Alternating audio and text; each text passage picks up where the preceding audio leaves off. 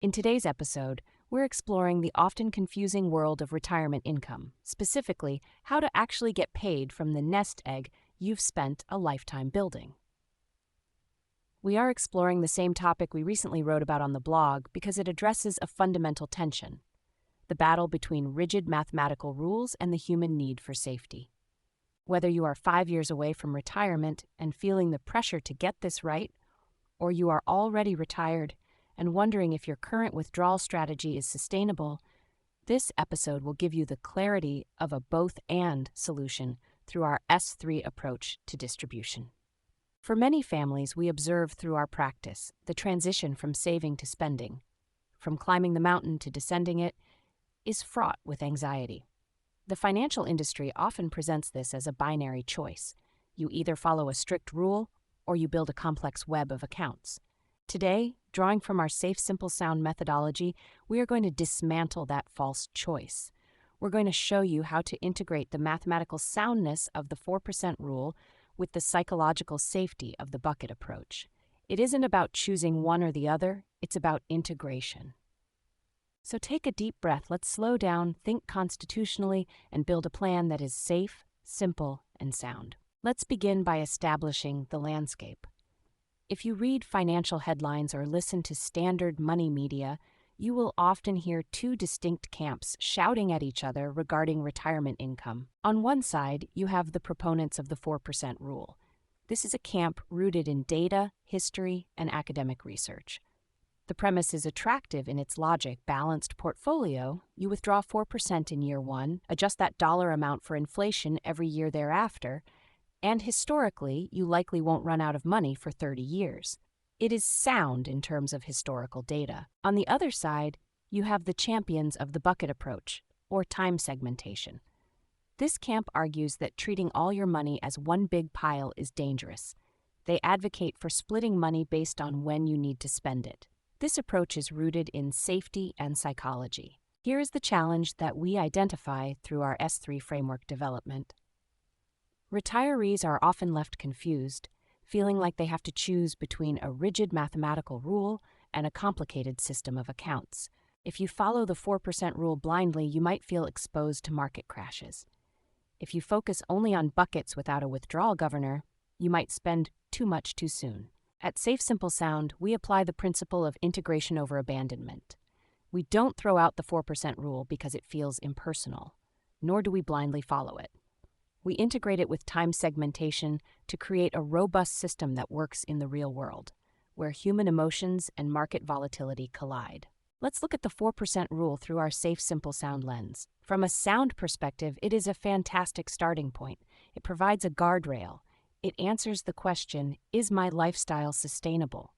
If you have $1 million, the rule suggests $40,000 a year is a safe starting withdrawal. That is helpful guidance. However, drawing from our practice's observation of human behavior, we know that the 4% rule has a fatal flaw. It assumes you are a robot. It assumes that when the market drops 30 cents, as it does from time to time, you will calmly sell your stocks to get your monthly cash. The math says that works. But the safe component of our framework, which accounts for emotional well-being, tells us that selling stocks when the market is down is physically painful. It feels like locking in a loss. It feels like destruction. And frankly, it violates our safe principles. When you sell a depressed asset to buy groceries, you are permanently impairing your portfolio's ability to recover. You are digging a hole that gets harder and harder to climb out of. This is what we call sequence of returns risk, which we discussed in our previous episode. This is where the bucket approach enters the conversation. Instead of viewing your money as one big, volatile pile, the S3 framework encourages viewing it as 3 distinct buckets of time. This isn't just about accounting, it's about creating psychological safety. Bucket 1 is the now bucket. This holds cash and cash equivalents to cover your spending gap for the next 1 to 2 years. It is boring money, it earns very little interest, but its job isn't to grow. Its job is to be there. Bucket 2 is the soon bucket. This holds bonds and dividend-paying investments for years 3 through 10. It's the bridge. It provides stability and modest income. Bucket 3 is the later bucket. This holds growth stocks for years 10 and beyond. This is the engine of the portfolio. This is where we fight inflation. By segmenting your money this way, you are doing something profound. You are buying patience. Imagine the market crashes tomorrow. If all your money is in one big pile, you panic because you see your grocery money disappearing. But with the S3 bucket approach, you don't care, or at least, you care much less. Your spending money for the next 2 years is already sitting in bucket 1 cash. It didn't drop. You don't have to sell the stocks in bucket 3. You can wait for them to recover. So how do we combine these? This is the core insight of today's episode. We use the 4% rule to determine how much we can safely spend in total. It acts as the governor on the engine. But we use the buckets to determine where that money comes from. It acts as the transmission. In a sound financial plan, we need the discipline of the percentage so we don't overspend, and the safety of the buckets so we don't panic sell. This aligns with the principle of creating structures that protect us from our own emotional reactions to short-term noise. When we integrate these, we solve the contradiction. We get the growth potential of the stock market, bucket 3, without the terrifying volatility affecting our grocery bill, bucket 1. To illustrate this principle of both-and distribution, let me share a hypothetical scenario that illustrates how this works in practice. While this story is created for educational purposes, it demonstrates patterns we see when families apply S3 thinking to retirement planning. Disclaimer: please note, the following is a fictional example used solely for educational illustration. It does not represent a specific client, and outcomes can vary based on individual circumstances. Meet a fictional couple. Let's call them Arthur and Martha. Arthur and Martha have worked hard for 40 years. They have accumulated a portfolio of $1,000. According to their budget, they need $40,000 a year from their portfolio to supplement their Social Security. This aligns perfectly with the 4% rule. $40,000 is 4% of $1,000. On paper, they are fine. However, Arthur and Martha retire in January of a difficult year. By June, the stock market has corrected. It is down 20%. Without the S3 framework, if Arthur and Martha were using a traditional non-segmented approach, they would open their statement in June. They would see their $1,000 is now roughly $800,000, yet they still need to withdraw their monthly income. To get that cash, they have to sell shares of funds that are down 20%. Arthur feels a knot in his stomach. He feels like he is cannibalizing his future. Martha worries that if this continues, they will run out of money in 10 years. The fear leads them to make a drastic decision. They panic, sell everything to cash to stop the bleeding, and lock in a permanent loss. This is the safe principle being violated by lack of structure with the S3 framework. Now let's rewind and look at this through the lens of the SafeSimpleSound practice. Arthur and Martha have set up their buckets before retiring. Bucket 1. Now they have placed $80,000 in high-yield savings and money market funds. This covers 2 full years of their $40,000 need. Bucket 2, soon. They have roughly $300,000 in bonds and stable income funds. Bucket 3, later. The remaining $620,000 is in the diversified stock market for growth. Now it is that same June. The market is down 20%. Arthur and Martha open their statement. They see that bucket 3 is down. The value has dropped significantly. It looks ugly on paper.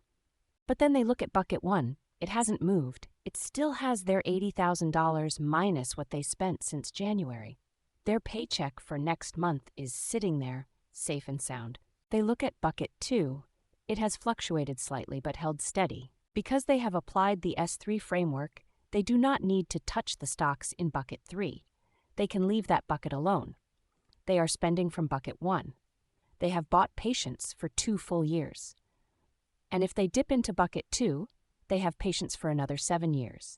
They realize they don't need to sell a single share of stock while the market is down. They can simply wait. While this story is fictional, it demonstrates how our framework changes the emotional experience of a market downturn. Arthur and Martha still lost value on paper in the S3 scenario. The math of the net worth is the same in both versions, but the outcome is entirely different because their behavior was different. In the first version, fear dictated the strategy. They sold low. In the second version, the structure dictated the strategy. They held firm. This connects directly to the S3 concept of simple. Simplicity isn't just about having fewer accounts, it's about having clarity on what the money is for. When you look at a consolidated statement and see your net worth down, you panic because of ambiguity. You don't know if you're okay. But when you look at your S3 time-segmented plan and see that bucket 1 and bucket 2 are perfectly intact, and only bucket 3, which you don't need until the year 10 is down, you remain calm. You stay the course. That is the power of simple systems. This brings us to the mechanics of the both-and strategy. Through our team's practice, we often get the question, okay, I spend the cash in bucket 1. How do I refill it? This is where the integration of the 4% rule and the buckets shines. We use market conditions to dictate our actions. Let's say the market has a great year. Bucket 3 stocks has grown.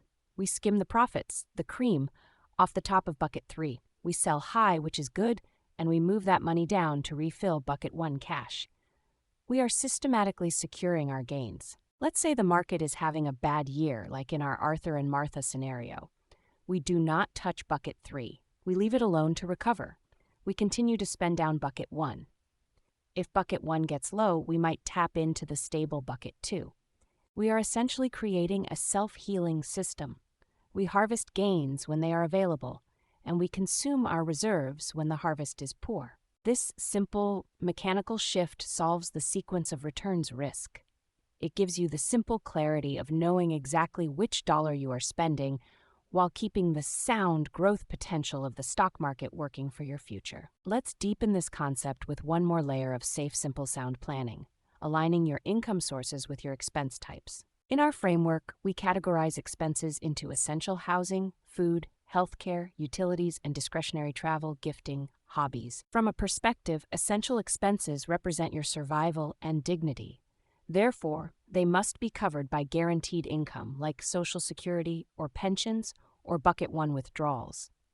We never want your ability to pay the electric bill to be dependent on what the S&P 500 did yesterday. That violates the SAFE principle. Discretionary expenses, however, are flexible. These can come from bucket 3 performance. Let's go back to our hypothetical couple, Arthur and Martha. If the market has a terrible year, they might decide to skip the big European vacation discretionary because bucket 3 didn't produce the bonus needed. But their mortgage essential is never at risk because that money was safe in bucket 1. This creates a flexible withdrawal strategy that breathes with the economy rather than choking on it. It empowers you to make small adjustments, skipping a trip, to avoid catastrophic ones, running out of money. This example shows patterns we observe when families attempt to distribute wealth. Whether you're facing this exact situation or something similar, the principle remains. Safety comes from matching the reliability of the income source to the necessity of the expense. We have talked a lot about mechanics today, but I want to circle back to the psychology, the safe in SafeSimpleSound. The greatest enemy of the retiree is not the stock market. It is not inflation. It is panic. And panic comes from ambiguity. Panic comes from the unknown. Drawing from our S3 practice, we have observed that when families have a visual representation of their time frames, when they can point to a bucket and say, that is my money for 2026 and that is my money for 2035, the anxiety drops significantly. The simple component of our framework demands that you understand your plan. If your plan is a black box algorithm that only your advisor understands, it will fail you when the pressure is on. You need to be able to see the buckets. This both-and strategy provides that visibility. It integrates the sound math of the 4% rule to keep you from overspending with the safe psychology of buckets to keep you from panic selling. So, how do you move forward with this information? First, look at your current portfolio. Does it look like one big messy pile of mutual funds and ETFs?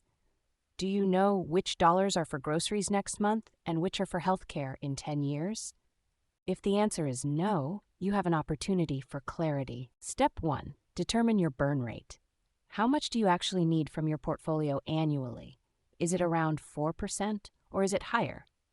If it is much higher, you may have a soundness issue to address before you even get to bucketing. Step 2. Calculate your safe runway. Multiply your annual need by 2. That is the amount that ideally should sit in bucket 1, cash equivalents. Step 3.